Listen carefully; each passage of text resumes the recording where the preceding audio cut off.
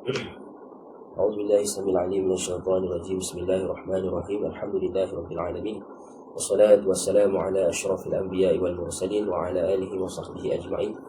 قال رب اشرح لي صدري ويسر لي أمري واحلل عقدة من لساني يفقهوا قولي.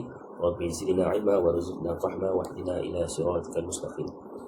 Amma ba'd. Alhamdulillah, segala puji bagi Allah. Jadi kali ini kita akan sambung pembacaan kitab Hidayatus Subyan, dan kita nak sambung pada bab akidah, bab tauhid. Dan hari ini kita masuk pada perbahasan rukun Islam. Jadi tanpa membuang masa, kita terus. Qala al-musannif rahimahullahu ta'ala wa nafa'ana bihi wa bi'ulumihi fid darain amin. Allahumma yassir wa la tu'assir wa tatmim bi khair ya karim. Qala al-muallif, kata pengarang kitab, dan bahawasanya ni diataf bagi bahawasanya rukun iman itu 6 perkara. Ataf pada situlah. Dan bahawasanya rukun Islam itu 5 perkara. Jadi seperti mana yang kita dah bahaskan pada pertemuan yang lepas, pertemuan yang sebelum ni, bahawa rukun iman itu diambil susunannya daripada susunan yang disusun oleh baginda Nabi Muhammad sallallahu alaihi wasallam itu sendiri. Jadi sama juga rukun Islam ni juga diambil susunannya, yang 5 perkara ni diambil daripada susunan yang disusun oleh Nabi Muhammad sallallahu alaihi wasallam, yang diambil daripada hadis Jibril ataupun disebut sebagai hadis umul hadis, disebut sebagai umul hadis, yang mana di dalam hadis tersebut malaikat Jibril alaihissalam berjumpa dengan Nabi dan bertanyakan kepada Nabi, akhbirni anil Islam, khabarkan kepadaku, akan beritahu aku apa itu Islam. Maka Rasulullah menjawab pertanyaan Jibril itu dengan menyatakan bahawa al-Islamu an tashhada an la ilaha illallah wa anna Muhammadan Rasulullah sallallahu alaihi wasallam wa tuqimas salah wa tu'tiyaz zakah wa tasuma ramadhana wa tahujjal baita man istata'a ilaihi sabila. Jadi jadilah susunan yang Nabi sebut kepada Jibril alaihissalam ni menjadi pegangan kita sehingga hari ini. Jadi kata musannif, dan bahawasanya rukun Islam itu 5 perkara. Yang pertama, mengucap 2 kali masyhadah. Jadi yang menjadi rukun Islam yang pertama, yang menempati akan tempat yang pertama itu mengucap 2 kalimah syahadah. Mengucap 2 kalimah syahadah. Jadi dalam mazhab Syafi'i, dalam perbahasan lingkungan mazhab Syafi'i, menyebutkan bahawa mengucap 2 kalimah syahadah ini tertentu ataupun diperwajibkan kepada golongan kafir yang hendak masuk Islam. Maka wajib dia melafazkan, mengucapkan 2 kalimah syahadah. Adapun golongan seperti mana kita ni, yang mana kita mewarisi Islam ini daripada mak ayah kita, maka mengikut pandangan mazhab Syafi'i yang muktamad, maka tidak wajib mengucapkan lagi 2 kalimah syahadah. Kerana di dalam sembahyang kita, dalam bacaan tasyahud akhir tu, kita dah melazimi akan mengucap 2 kalimah syahadah. Tetapi dalam mazhab Syafi'i disunatkan kita mengucapkan 2 kalimah syahadah untuk meraihkan khilaf lah, ataupun nak melepaskan daripada khilaf. Nak melepaskan daripada khilaf, maka sunat kita mengucapkan. Maknanya ucap ni bukan ucapan yang dalam sembahyang, dalam tahiyat tu bukan. Ni di luar tahiyat kita lafazkan, kita ucapkan untuk nak meraihkan khilaf. Macam mana kaedah tu, khuruj minal khilaf mustahabun, kan.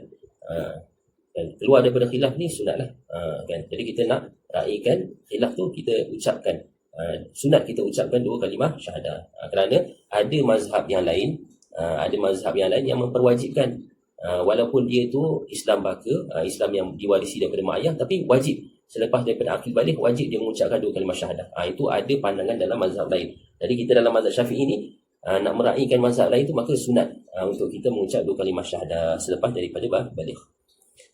Itu perbahasannya lah. Kemudian Mungkin kita akan bahaskan berkaitan dengan mengucap dua kalimah syahadah ni, ada juga perbahasan berkaitan dengan yang disebut sebagai Islam yang zahir, Islam yang zahir dan batin, dan ada juga Islam yang batin sahaja, zahir tidak, kan. Tapi mungkin itu akan diperbahaskan dalam kitab akidah lah, kitab tauhid yang lain mungkin insya-Allah. Jadi itu yang pertama lah, rukun Islam yang pertama iaitu mengucap dua kali syahadah. Yang kedua, rukun Islam yang kedua iaitu mendirikan akan sembahyang 5 waktu. Jadi salah satu daripada rukun Islam itu, yang kedua itu iaitu mendirikan sembahyang 5 waktu.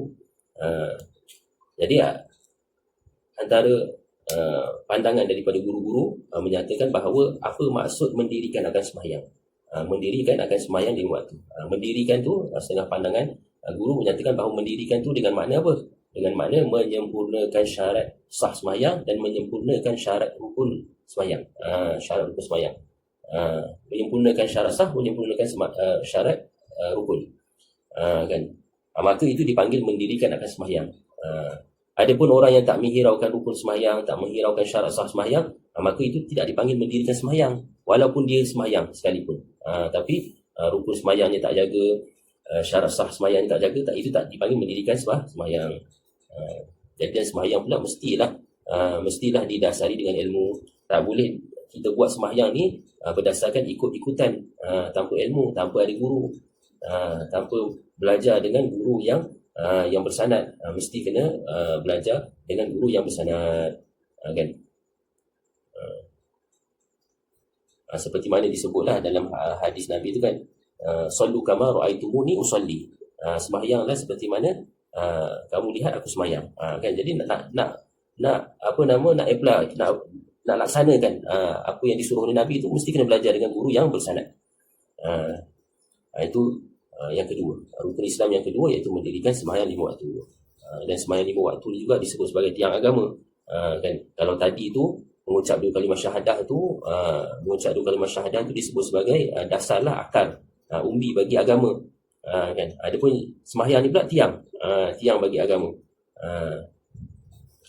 Dan sembahyang ni antara perkara yang besarlah dalam agama Islam ni. Dan antara amalan yang mula-mula ditanya di padang mahsyar, kan. Dan sebahagian ulama kan, kalau dirujuk dalam hadis-hadis menyatakan kalau elok sembahyang maka eloklah ibadah yang lain. Kalau tak elok sembahyang ni maka ibadah lain pun akan ikut rosak sekali, akan binasa sekali. Jadi apa-apa bergantung kepada sembahyang. Amalan-amalan yang lain tu bergantung kepada sembahyang. Elok sembahyang maka eloklah amalan-amalan yang lain. Kemudian nak cerita besarnya sembahyang ni, perintah sembahyang tu kan diambil oleh Nabi kita Muhammad sallallahu alaihi wasallam ni di dalam peristiwa Isra Mi'raj. Nabi naik sendiri ke Sidrul Muntaha untuk apa? Untuk menerima akan perintah sembahyang. Nak cerita besarnya perintah sembahyang ni besar. Jadi kita sebagai umat Islam ni, antara perkara yang perlu dijaga, kan, yang perlu dititik beratkan adalah sembahyang yang 5 waktu. Jadi itu rukun Islam yang kedua. Kemudian masuk rukun Islam yang ketiga, iaitu memberi zakat. Memberi zakat ni kepada siapa? Kepada orang yang telah cukup nisab dan cukup haul. Haulin dah cukup, dah sampai haul, dan nisabnya pun dah cukup, kan. Maka wajib dia mengeluarkan zakat. Mengeluarkan zakat tu pula kepada asnaf yang 8. Kan? Jadi zakat ni ada pelbagai jenis zakat. Ada yang dikatakan zakat simpanan, ada yang disebut sebagai zakat perniagaan, dan ada juga disebut sebagai zakat ternakan, tanaman dan sebagainya lah. Nanti kita akan belajar pada bab zakat. Dan ianya jadi salah satu daripada rukun Islam juga. Dan yang keempat iaitu puasa pada bulan Ramadan. Dan wajib, kan, menjadi kefarduan kepada kita umat Islam. Masuk bulan Ramadan kena berpuasa. Kalau tak silap, puasa pada bulan Ramadan ni diistimewakan kepada umat Nabi Muhammad sahaja. Kan, umat terdahulu tak adalah dikurniakan.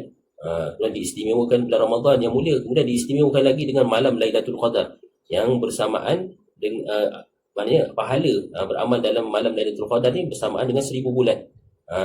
Kan, di dalam bulan Ramadan tu ada satu malam dipanggil Lailatul Qadar. Besarlah bulan Ramadan ni, sangat besar. Ini bukan semata-mata kefarduan yang diberati ke atas kita, tapi ia sebenarnya adalah anugerah daripada Allah Ta'ala kepada kita. Anugerah hadiah kan kepada kita, umat Nabi Muhammad. Nak cerita istimewanya kita, kan untungnya kita jadi umat Nabi Muhammad SAW. Amalnya sedikit, pahalanya berganda. Kemudian yang kelima, mengerjakan haji. Mengerjakan haji kepada Baitullah, kan menjadi salah satu rukun Islam juga. Yang kelima lah, maknanya yang terakhir, iaitu mengerjakan haji. Mengerjakan haji kepada Baitullah. Baitullah ni maknanya rumah Allah lah, iaitu merujuk kepada Kaabah, merujuk kepada kan Kaabah di negeri Mekah Al-Mukarramah, kan mana yang mana Baitullah dan Kaabah ni didirikan oleh asalnya didirikan oleh Nabi Adam AS. Maka lepas tu roboh dan didirikan semula oleh Nabi Ibrahim AS, kan. Dan Nabi Muhammad SAW meneruskan syariat tersebut, kan, sehingga hari ini kita mengerjakan haji ke Baitullah Haram. Jadi mengerjakan haji kepada Baitullah ni, dia ada syarat dia lah, kan. Jadi rukun Islam yang kelima ni dia bersyarat. Syarat dia apa? Jika kuasa, maknanya jika mampu berjalan kepada Baitullah. Jika mampulah, maknanya mampu dari sudut kesihatan, mampu dari sudut belanja, jadi aman perjalanan dan sebagainya, maka semua itu cukup, kan. Maka disebut sebagai mampu, maka wajib dia mengerjakan haji. Kalau ditangguh, kan, maka dikira sebagai hutang. Hutang yang terbeban atas zimah seseorang, selagi dia tak kerjakan, kerjakan. Jadi cukuplah 5 rukun Islam yang kita sebagai umat Islam berpegang sehingga hari ini. Dan kalau kita lihatkan, rukun Islam ni dia terdiri daripada ibadat yang zahir, yang mana kalau kita nak cerita dari segi hukum lah, siapa yang tak melaksanakan kan salah satu daripada rukun Islam ni, tak melaksanakan, maka dosa besar. Tapi dosa besar ni kita tak boleh nak anggap kecil lah, ataupun nak meremehkan, tak boleh, kan. Sebenarnya dosa kecil pun tak boleh nak remeh, kan. Apatah lagi dosa besar. Tapi tidaklah sampai kepada jatuh kafir, tidaklah sampai menjatuh kafir. Kerana kalau kita sembahyang, besar, dosa besar lah. Meninggalkan sembahyang dosa besar. Tapi sekadar meninggalkan sembahyang tanpa menafikan ataupun mempertikaikan kefarduan sembahyang itu sendiri, maka tidak menjatuhkan seseorang itu kepada kafir, kan. Melainkan kalau seseorang itu mempertikai ataupun menafikan kefarduan salah satu daripada rukun Islam ini, maka barulah seseorang itu jatuh kafir, kan, jatuh kafir. Tapi kalau sekadar dia tak buat, maka tak jatuh kafir, tapi dosa besar lah, dosa besar. Jadi kata setengah guru, dosa besar ni dia memang tak kafir, tapi dia akan cenderung kepada kafir, dia akan lama-lama dia akan jatuh kafir juga kalau kita mengekali akan dosa-dosa besar, kan. Dia akan cenderung ke situ. Jadi kita kena jaga-jagalah. Cuma kita nak tegaskan dekat sini bahawa kalau sekadar tak melaksanakan, itu masih belum kita boleh jatuhkan seseorang tu sebagai kafir, selagi dia tidak mempertikai, menafikan akan kefarduan kelima-lima rukun Islam ini. Jadi berbezalah kita dengan fahaman golongan Khawarij, kan. Kalau puak-puak Khawarij ni berbeza dengan kita. Kenapa?